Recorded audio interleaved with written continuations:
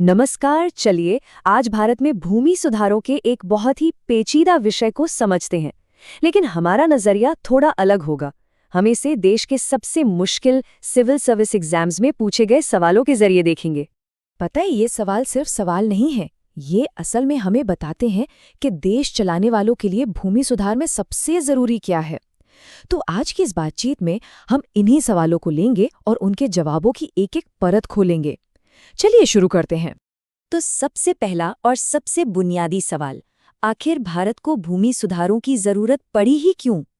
इसका जवाब ना हमारी आजादी के इतिहास में ही छिपा हुआ है।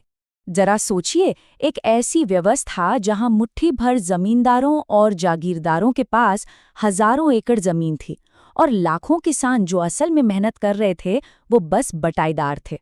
उनकी अपनी ही मेहनत के फल पर उनका कोई हक नहीं था। बस इसी भयानक असमानता को खत्म करने के लिए इन सुधारों की नींव रखी गई।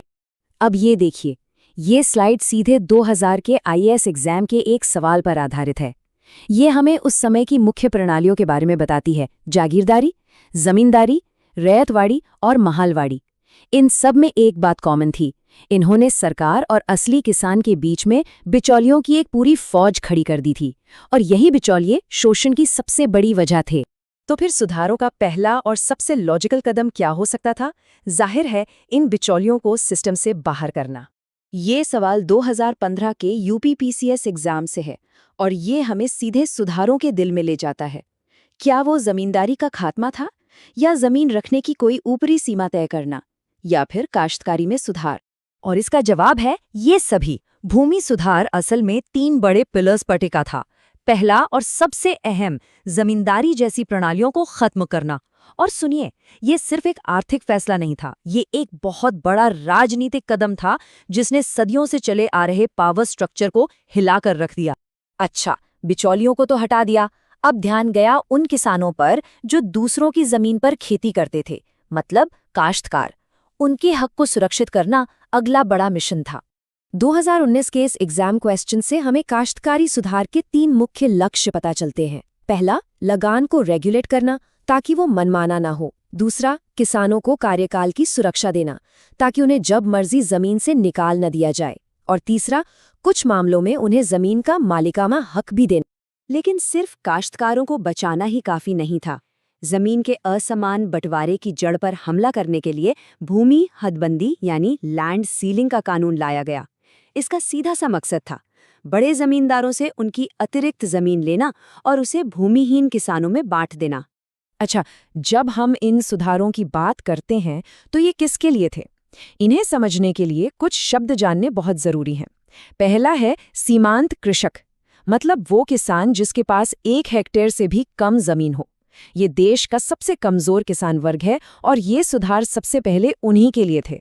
और ये सिर्फ कोई किताबी परिभाषा नहीं है, ये इतनी जरूरी है कि उत्तराखंड पीसीएस और बीपीएससी जैसे एग्जाम्स में इसे बार बार पूछा गया है।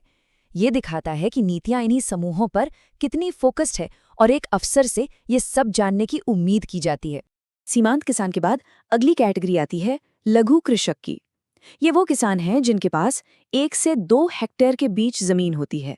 हाँ, इनकी हालत सीमांत किसानों से थोड़ी बेहतर हो सकती है, लेकिन इन्हें भी अक्सर सरकारी मदद और सुरक्षा की जरूरत पड़ती है। और फिर देखिए, 2021 के एक और एग्जाम में ये सवाल पूछा गया।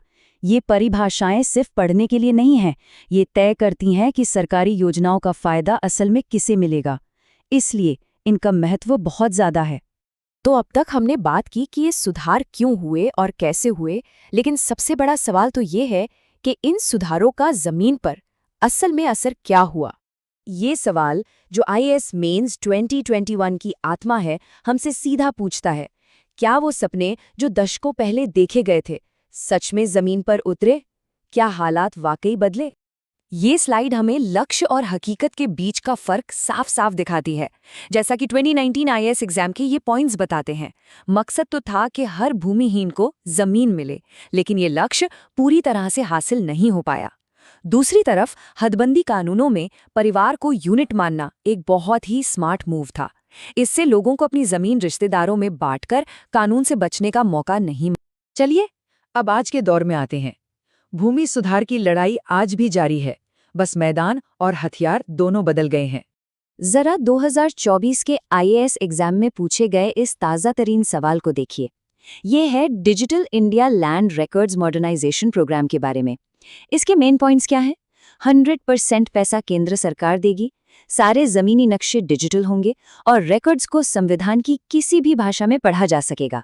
ये पारदर्शिता लाने और जमीन के झगड़े कम करने की एक मॉडर्न कोशिश है। तो हमने सामंती व्यवस्था के खात्मे से लेकर डिजिटल रिकॉर्ड तक का सफर देखा। तरीके बदल गए, तकनीक बदल गई, लेकिन वो बुनियादी सवाल आज भी उतना ही अहम है। क्या जमीन के बराबर बंटवारे का वो सपना जिसके लिए ये सारे सुधार शुरू हुए थे वाकई में पूरा हो पाया है? ये एक ऐसा सवाल है जिस पर हम सभी को सोचना चाहिए।